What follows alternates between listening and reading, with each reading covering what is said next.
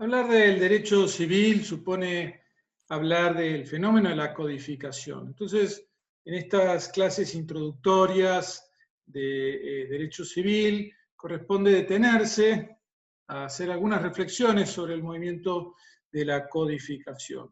La codificación, ¿qué es codificar? Es reunir orgánicamente en un cuerpo único todas las normas vigentes en una materia determinada del derecho. El código tiene alcance de ser un cuerpo sistemático, orgánico, metódico de todas las normativas y principios jurídicos relativos a una rama específica del ordenamiento jurídico. Si yo pienso en un código, pienso en un cuerpo que es unitario, es decir, que unifica, es exclusivo, no hay cosas fuera del código y todo lo que se refiere a esa materia está en el código, y es sistemático, tiene un orden, tiene una cierta lógica, un método propio que también hace a la comprensión del fenómeno jurídico que yo estoy estudiando. La codificación es ventajosa porque da unidad y coherencia al sistema legislativo y da seguridad jurídica, porque yo si tengo una duda voy a recurrir al código y en el código espero encontrar todo y saber a qué atenerme, facilita que yo conozca el ordenamiento jurídico, pero por otra parte tiene algunos inconvenientes porque, bueno, primero pretender que todo el ordenamiento quepa en un único instrumento, bueno, es posible por un cierto racionalismo, pero en realidad siempre la materia se desborda. Además, el código puede cristalizar un momento, pero después la vida avanza y hace falta hacer cambios, y justamente cuando se hacen cambios, se corre el riesgo de que esos cambios alteren el carácter sistemático, introduzcan incoherencias. Si el código en sí no tuviera incoherencias, suponiendo que no las tuviera, y entonces ya eso plantea problemas a las ventajas que habíamos dicho antes de esa unidad, de ese carácter exclusivo, sistemático, orgánico, ordenado, del todo, ¿no? Ciertamente ha habido distintos movimientos, ha habido un movimiento de codificación que está vinculado con el pensamiento de la Ilustración y el racionalismo europeo del siglo XVIII, que comienza en Prusia y que se habla de un Código General de los Estados Prusianos, que luego finalmente se hizo bajo como ley obligatoria en 1794 como derecho territorial de los Estados Prusianos, que no era solo derecho civil. En realidad el código más importante es el Código Civil francés de 1804 en este movimiento, ¿no? Acá nos encontramos con el modelo de las codificaciones nacionales que al inicio del siglo XIX y después va a tener influencia sobre todos, sobre un montón de países, incluyendo los de América Latina. Los grandes codificadores que son Freitas, Andrés Bello, Dalmacio Vélez Arfiel, en Brasil, en nuestros países, Andrés Bello en Chile, Vélez Arfiel en Argentina, Freitas en Brasil, van a recibir la influencia del Código de Napoleón, si lo conoce así, el Código Civil francés promulgado por Napoleón, y ciertamente van a tomar mucho de su método, aunque se van a apartar en algunos aspectos. Por supuesto, el derecho civil también abrevaba, o sea, venía en sus orígenes de toda una tradición jurídica que se remontaba al derecho romano, de hecho la palabra civil viene de lo romano, y por supuesto no es que el código marcara una ruptura con las instituciones, pero ciertamente cuando se codifica se pretende dar una unidad, una sistematicidad, un sentido de exclusividad y de querer abarcar toda la materia. Esto también es propio del espíritu racionalista, del espíritu iluminista, que pensaba que con la sola razón el ser humano podía abarcar todo y, por así decirlo, compendiar todo el conocimiento sobre una rama del derecho, ¿no? Esto es lo propio de la codificación. Vamos a la Argentina. En nuestro país, la Constitución contemplaba que sea el Congreso de la Nación quien dicte el Código Civil para todo el país. Cuando se organiza el Estado argentino, las provincias delegan en el Congreso de la Nación la potestad de dictar el Código Civil. Esto fue una definición muy importante porque daba unidad a esa gran dispersión de fuerzas que eran las provincias argentinas y a una nación que estaba surgiendo, que necesitaba consolidar su propia identidad, que venía de guerras fratricidas, de unas fuertes disputas internas y que necesitaba encontrar elementos de cohesión. Y qué mejor que esa cohesión también se diera en el campo de las instituciones básicas, como la persona, la familia, los contratos, la propiedad, la manera de regular las sucesiones, la manera de entablar relaciones jurídicas. Esto apuntaba a dar, ¿no?, esta unidad.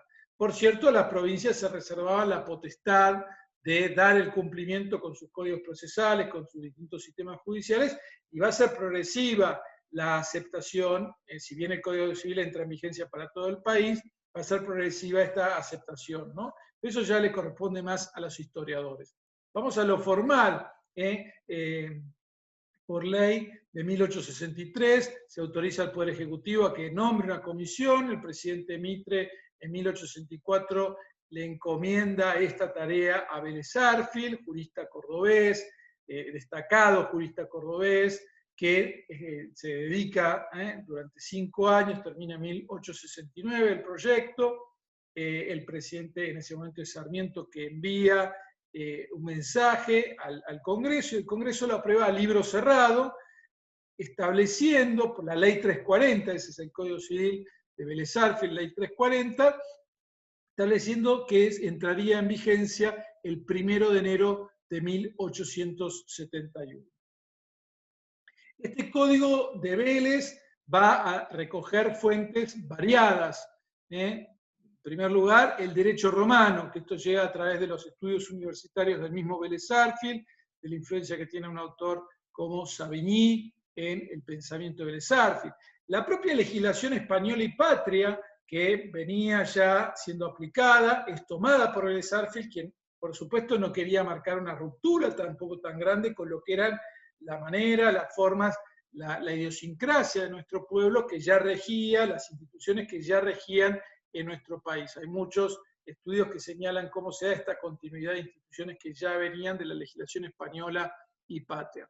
El derecho canónico también influye, sobre todo en materia de matrimonio, que Vélez Arfield lo deja al matrimonio, adjudicándole efectos civiles. Esto va a cambiar después, un tiempo después, con la ley de matrimonio civil. El Código de Napoleón, por supuesto, ya dijimos, influyó de forma directísima e indirecta a través de los distintos comentaristas que Vélez Arfield ya conocía, los principales autores que Vélez Arfield ya toma y va señalando en sus notas. Recordemos que el Código de Vélez, Ley 340, tiene el articulado y tiene notas al pie. Esas notas muchas veces señalan estas fuentes a las cuales había recurrido Vélez Arfield para redactar el artículo, y entonces esto nos permitió conocer mejor de dónde venían, qué autores habían influenciado. El Código chileno, que había sido redactado por Andrés Bello, también es tenido en cuenta por Vélez Arfield, el Código de Luisiana, el Código uruguayo, entre otros. La obra de distintos juristas y el proyecto del Código Civil de España que había preparado García Ollena. El más influyente autor que ejerce, digamos, inspiración en Vélez Arfield es Augusto Teixeira de Freitas. Es un brasileño que había hecho una obra monumental a través de una consolidación de las leyes civiles y un esbozo del Código Civil para Brasil.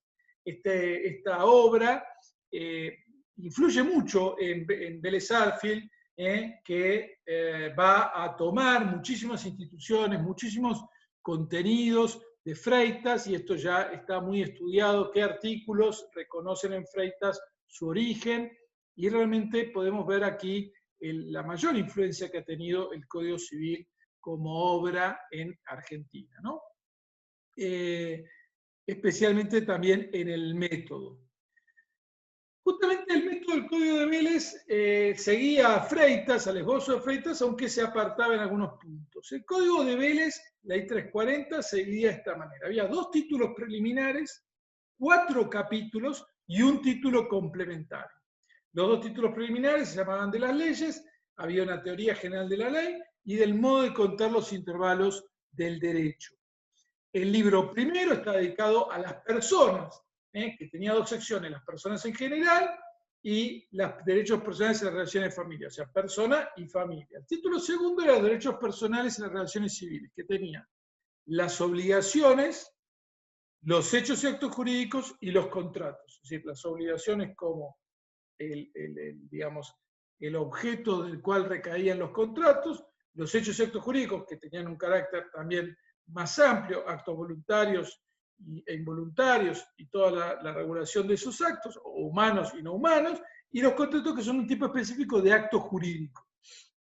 El libro tercero se ocupaba de los derechos reales, que son los derechos que vinculan a la persona directamente con las cosas, y el libro cuarto, disposiciones comunes a los derechos reales y personales, que trataba de las sucesiones, justamente, que ahí aparecen los derechos regulados en común, los privilegios y la prescripción.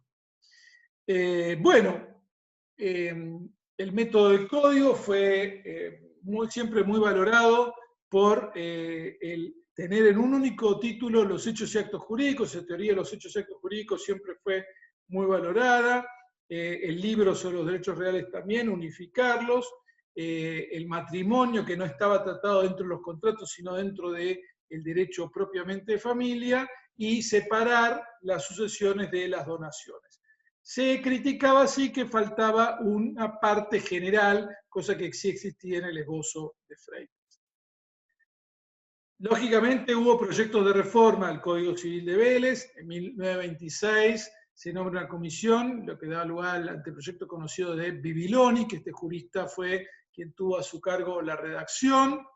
Después, en base al de Bibiloni, se hace uno segundo, que se conoció como el anteproyecto del 36, que tomaba como base el de Bibiloni, y que fue una comisión integrada por Lafael, Tobal, y que suscribieron también Martínez Paz y Rivarola.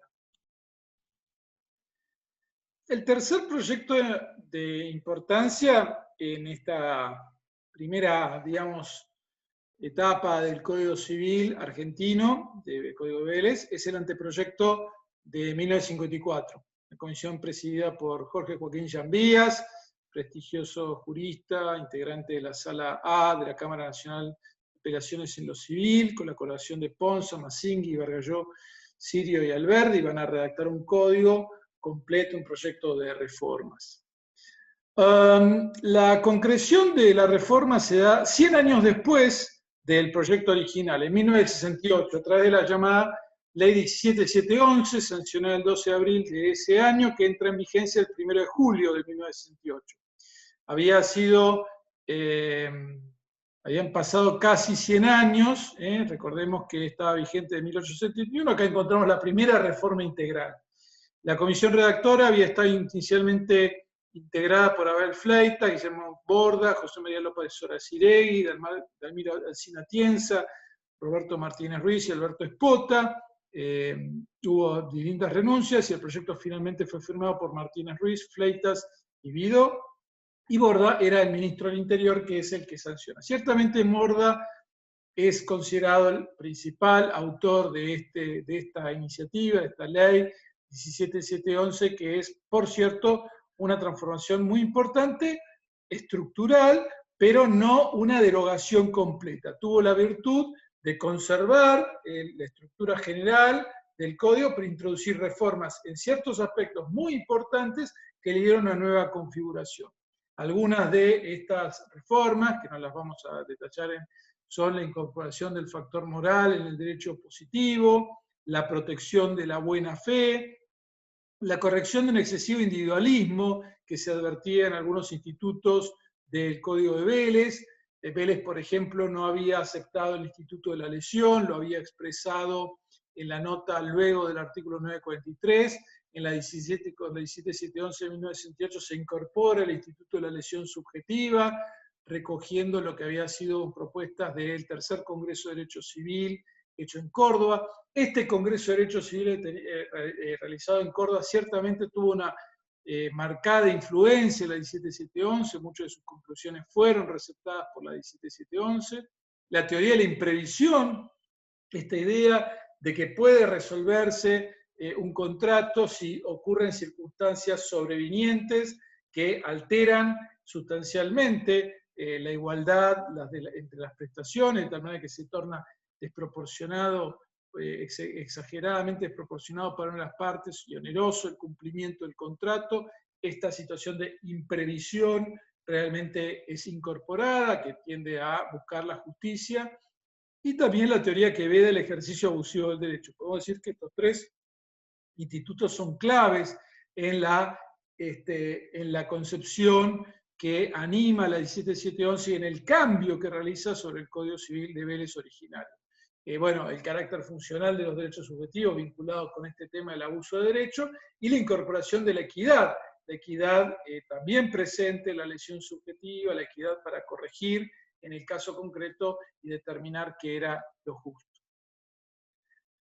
Bueno, después de la 17711 hubo distintas reformas, pensemos, hubo reformas en materia de familia, con las leyes 23.264, ley 23.515 durante los años 80, hubo leyes en materia de cambiaria, en materia de obligaciones, con el famoso tema de la convertibilidad, pero ya empieza a haber proyectos de reforma integral. En 1987 hay una comisión que se lo llama el proyecto, que ya están, todas estas están en línea de la unificación. Tenemos el proyecto de la Cámara de Diputados en el año 1987, un proyecto de 1923 elaborado por una comisión federal de la propia Cámara de Diputados, un proyecto elaborado en 1993 por el Ejecutivo y el proyecto de 1998 elaborado por una comisión que había designado el Poder Ejecutivo y que ciertamente ejerce muchísima influencia en el Código Civil y Comercial que es sancionado en 2014. El proyecto de 98 fue la base que toma la comisión del año 2011 y 2012 para hacer la reforma del Código Civil y Comercial. Si vamos al Código Civil y Comercial, sus orígenes se remontan a una comisión nombrada por decreto del Poder Ejecutivo de aquel entonces, el decreto 191 de 2011, en febrero de 2011, se nombra una comisión integrada por dos jueces de la Corte Suprema, el juez Lorenzetti y la doctora Hayton de Nolasco, y una ex jueza de la Suprema Corte de Mendocina, la doctora Aida Kemelmacher de Carlucci. Estos tres juristas convocan a 33 subcomisiones y piden la ayuda de 90 profesores que colaboran en la redacción y en el trabajo sobre distintas subcomisiones. En general se toma como base el proyecto 98. Este método da lugar a algunas dificultades porque las subcomisiones no tenían demasiado diálogo entre sí, entonces eso se va a notar en algunos sectores de ciertas inconsistencias internas, incoherencias internas entre algunos tramos del proyecto. La comisión redactora era la que tenía la misión de unificar, contaba con la tarea de un coordinador que fue el doctor Federico de Lorenzo, una tarea muy notable, este jurista, de tratar de coordinar los distintos aportes. Sin embargo, subsisten indudablemente algunas inconsistencias, más allá de la diferencia que uno pueda tener con algunos sectores del contenido, ¿no? Estamos hablando desde lo técnico. La comisión termina su tarea un año después, en marzo, presenta al Poder Ejecutivo el anteproyecto de Código Civil y Comercial, incluye unos fundamentos, reemplaza las notas y deroga completamente el Código de Vélez. Esto es importante, no estamos ante una reforma como había sido la 17711, sino ante una derogación del Código anterior y una sustitución completa por un nuevo Código Civil y Comercial. El Poder Ejecutivo se toma 3 meses, hace sus propios ajustes y el 8 de junio de 2012 lo eleva al Congreso. Cuando el proyecto ingresa por el Senado, ahí está el número de expediente, el 57 del 2012, el Poder Ejecutivo, el Senado llama a la Cámara de Diputados y se aprueba un mecanismo, porque claro, reformar el Código Civil no es algo sencillo, entonces se decide conformar una comisión bicameral, entonces compuesta por diputados y senadores que deciden un mecanismo de trabajo. Convocan audiencias públicas de todo el país, participan gente particulares, organizaciones no gubernamentales, organizaciones públicas, jueces, abogados, que dan sus opiniones sobre distintas materias. Estas audiencias públicas se desarrollan incluso viajando la comisión bicameral por todo el país, permitiendo una expresión muy federal. Ciertamente hubo algunos temas muy debatidos, el comienzo de la existencia de la persona, el problema de la maternidad subrogada, el tema de la propiedad indígena, la cuestión de la regulación de los consumidores, algunos temas vinculados con la familia. Estos fueron los temas de mayor debate. Algunos temas vinculados con la propiedad, cómo regular conjuntos inmobiliarios, algunos derechos reales. Esa comisión bicameral termina el año 2012 sin resultado. De pronto se paraliza, llega el fin del año, la comisión guarda silencio, transcurre el 2013 también con ciertos, digamos, bajo perfil, y la cuestión se reencausa hacia octubre-noviembre de 2013. En noviembre de 2013 la Comisión Bicameral emite su dictamen y este va al Senado. El plenario del Senado sanciona, da media sanción al Código Civil y Comercial el 27 de noviembre y pasa a diputados. La Cámara de Diputados, de nuevo, durante todo 2014 la cuestión permanece un poco, digamos, suspendido su tratamiento hasta que en septiembre se reflota y finalmente en la sesión del 1 de octubre la Cámara de Diputados da sanción definitiva. El Poder Ejecutivo promulga y publica en el Boletín Oficial el 8 de octubre. La entrada en vigencia fue el 1 de agosto de 2015. Esto fue corregido, inicialmente era un plazo posterior. La Ley 27077 adelantó la fecha que dispuso que la entrada en vigencia sea el 1 de agosto de 2015. Entonces, este ha sido el trámite parlamentario del Código Civil y Comercial hasta su entrada en vigencia. Se trata, como decía antes, entonces de una reforma integral, no parcial. Hay una sustitución completa del articulado del Código anterior, con toda su numeración y sus notas. Cambian, antes había textos que eran muy conocidos, por ejemplo el artículo 953 sobre objeto del acto jurídico, ahora pasa a ser el artículo 279 del nuevo Código. Se da una unificación en la materia civil y comercial, si bien, como ya está en otra de las clases yo lo he tratado, no aparece claro en qué consiste la materia comercial, porque se elimina lo que venía del Código de Comercio que refería al acto de comercio del comerciante. Sin embargo, podemos ver presentes algunos temas comerciales. Hay otros temas comerciales que quedaron fuera del Código, como las sociedades, las quiebras y otras cuestiones. Y bueno, es un código que tiene innumerables proyecciones sobre toda la vida de la sociedad argentina. Bueno, ya esto decíamos que tiene, metodológicamente tiene un título preliminar y 6 libros. El Código de Vélez traía 2 títulos preliminares, el nuevo Código Civil y Comercial tiene un solo título preliminar, que está dividido en 4 capítulos, tiene 6 libros. Un libro primero, que es la parte general, esto es una novedad metodológica, el Código de Vélez no tenía una parte general, lo hemos visto recién, en cambio el nuevo Código sí. Las relaciones de familia, los derechos personales, que sigue básicamente la idea del Código de Vélez, con un aumento de los contratos, los derechos reales, las sucesiones y las disposiciones comunes a derechos personales y reales. Podemos ver una continuidad cierta con el Código de Vélez, metodológicamente, con la incorporación de este elemento de la parte general, la incorporación del libro quinto sobre sucesiones, que antes estaba en el libro de disposiciones comunes, y la consolidación del derecho de familia como un libro propio. Vamos a ver justamente la comparación de los títulos preliminares. En el Código de Vélez era de las leyes de modo de contar los títulos de derecho, en el nuevo Código es del derecho, más amplio que la ley, de la ley. Ahí aparece el tema de modo de contar los títulos del derecho en el capítulo 2, en el artículo 6. El capítulo 13 es el ejercicio de los derechos, que trae normas que quizás estaban dispersas a lo largo del Código de Vélez y las unifica, por ejemplo, las normas sobre el abuso del derecho, que se incorporan ahora o sobre el principio de buena fe, que se incorporan en el título preliminar, y el capítulo 4 sobre derechos y bienes. Este título preliminar tiene un valor de ofrecer un núcleo de significaciones que proyecta efectos sobre el resto del ordenamiento jurídico. Si vamos al libro primero del Código de Vélez, trataba de las personas y de las relaciones de familia. Y esto ahora se divide en dos. El libro primero es parte general, que incorpora a las personas, pero trae temas que en el Código de Vélez estaban en otros artículos, por ejemplo, bienes, lo relativo a los bienes estaba en el libro tercero de Vélez, o hechos y actos jurídicos, y transmisión de los hechos estaba en el libro segundo del libro de Vélez, ahora están en el primero, en la parte general.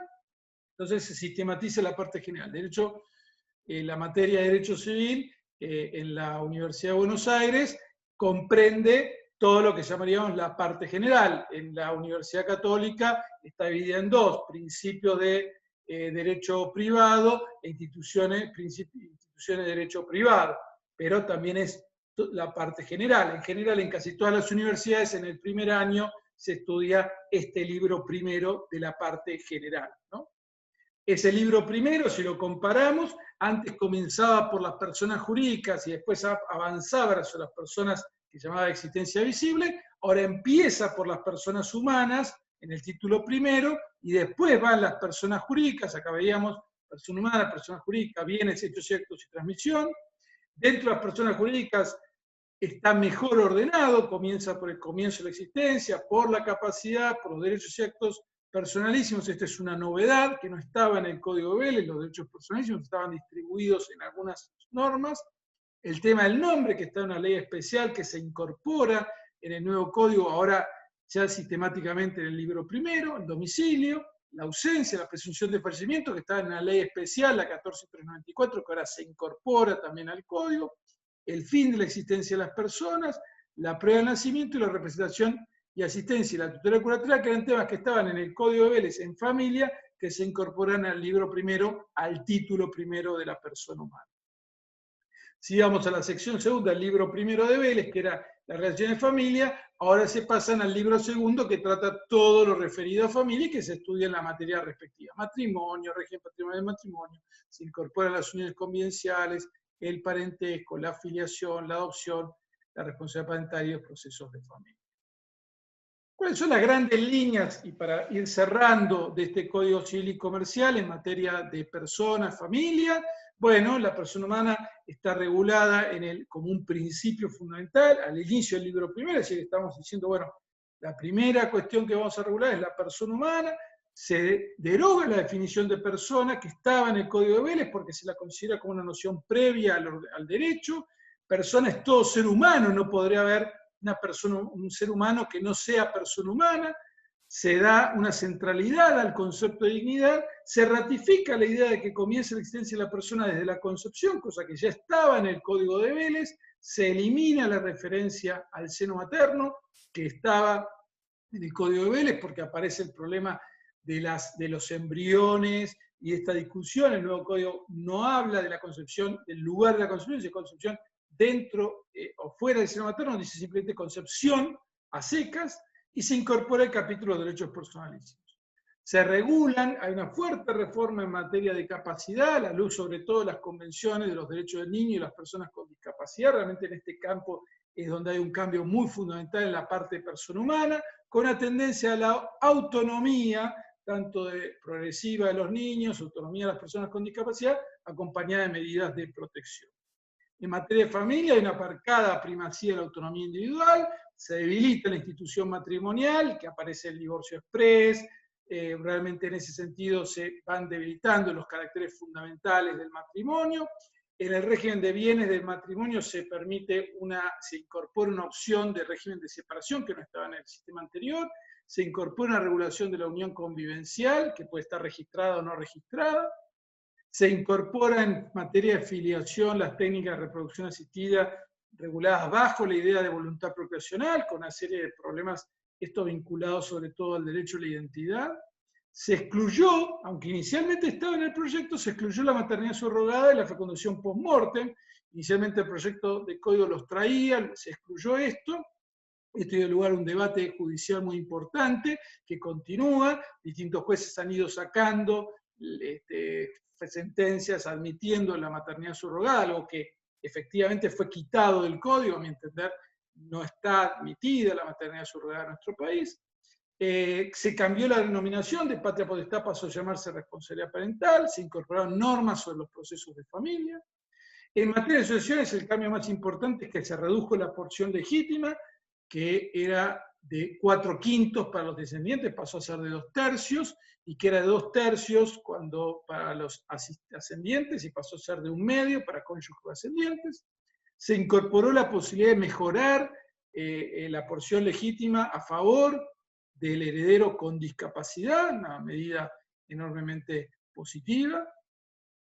En relación a la parte patrimonial, hasta ahí vimos familia y persona, familia y sucesores, vamos a la parte patrimonial, se incorpora parcialmente el Estatuto del Consumidor, se regulan los contratos de consumo, sigue estando la Ley de Defensa del Consumidor, pero hay una regulación específica de los contratos de consumo, se incorpora la función preventiva en la responsabilidad civil, que conserva la parte, digamos, resarcitoria, pero aparece la función preventiva, no se regula la función punitiva, que esto dio lugar a todo un debate, se expande, se regulan muchos más contratos que los que antes estaban regulados como tipificados, como nominados, se incorporan nuevos derechos reales como los conjuntos inmobiliarios, se incorpora un título específico en el libro sexto sobre derecho internacional privado, lo cual es realmente una adquisición muy valorada por los profesores de esta disciplina. Y bueno, y con esto hemos pasado revista a un poco las disposiciones generales del Código Civil y hemos dado un recorrido por lo que es el fenómeno de la codificación, comenzando por sus aspectos conceptuales, sus orígenes históricos, la codificación moderna, pasando por el Código Civil argentino, por su proyecto de reforma, la 17711, y el Código Civil y Comercial actual, vigente aprobado en 2014, vigente desde el 1 de agosto de 2015.